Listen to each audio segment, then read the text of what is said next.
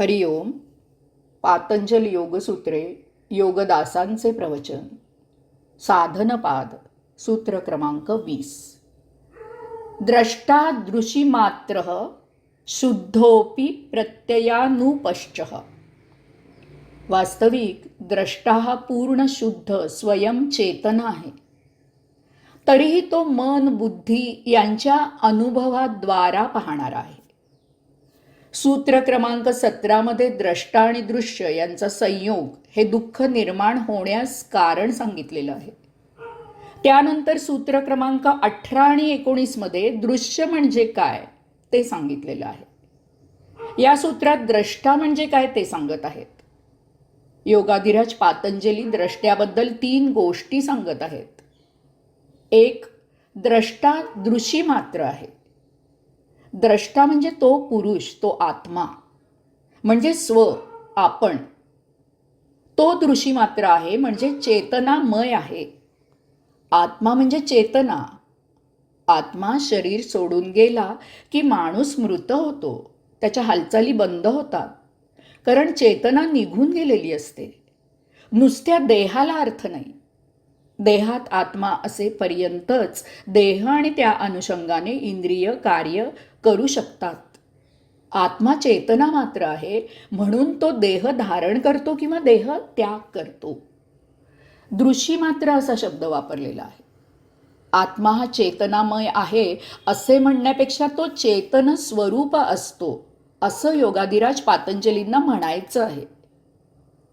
चेतना हेच त्याचे स्वरूप आहे. आत्मा स्वतः केवळ साक्षी राहत असला तरी त्यामधून सत्प्रवृत्तीच्या प्रेरणा येत असतात.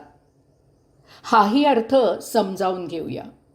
घरात आईवडिलांचं अस्तित्व असेल तर मुलं सुसंस्कृतपणे वागतात.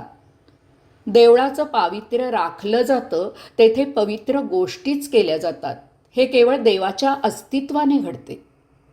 तसेच आत्म्यामधून सत्प्रवृत्तीच्या चेतना प्रसवत असतात. त्या ऐकणे आणि त्याप्रमाणे वर्तणूक करणे न करणे हे ज्याचे त्याचे काम आहे. आत्मा चेतना प्रसवतो, परंतु आग्रह करत नाही. तो केवळ साक्षी राहतो. 2. आत्मा शुद्ध आहे. आत्मा किती शुद्ध आहे तर त्याच्या इतकं या ब्रह्मांडात इतर काहीही शुद्ध नाही. तो शुद्ध आहे म्हणूनच तो केवळ साक्षी आहे. तो साक्षी राहीनासा झाला तर शुद्ध राहणार नाही. आपण घटनेला साक्षी राहत नाही म्हणून भोग निर्माण करून ठेवतो. आत्म्याप्रमाणे पूर्ण शुद्ध व्हायचं असल्यास जीवनाला साक्षी राहायला शिकावे लागते. आत्मा साक्षी राहतो, तो पूर्ण शुद्ध आहे. त्याच्यावर माणसाच्या वर्तणुकीच्या पापपुण्याचा परिणाम होत नाही. पापपुण्याने तो झाकोळला जातो.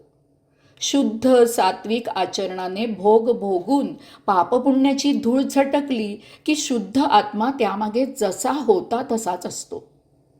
असा शुद्ध आत्माच सत्प्रवृत्तीच्या प्रेरणा देत असतो.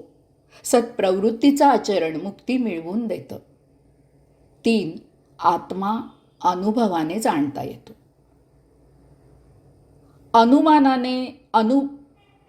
अनुमानाने त्याचा प्रत्यय घेता येतो. कसं ते पाहूया. शरीर हालचाल करतं कारण त्यात आत्म्याचं सचेतन स्वरूप अस्तित्व असतं. शरीर वाढतं कारण आत सचेतन आत्मा असतो. शरीर मृत होतं कारण आतील आत्मा देह त्याग करून निघून जातो. म्हणजेच तो आत्मा आत होता. तो निघून गेल्यामुळे गलित गात्र निष्प्रभ देह पडून राहतो. त्यालाच आपण शव असं म्हणतो. यावरून आपण बोध घ्यायचा आहे, जोपर्यंत हा नरदेह आहे तोपर्यंतच आपण मुक्ती मिळवू शकतो. नरदेहाचं हे अनन्य साधारण महत्त्व जाणून घ्यावं.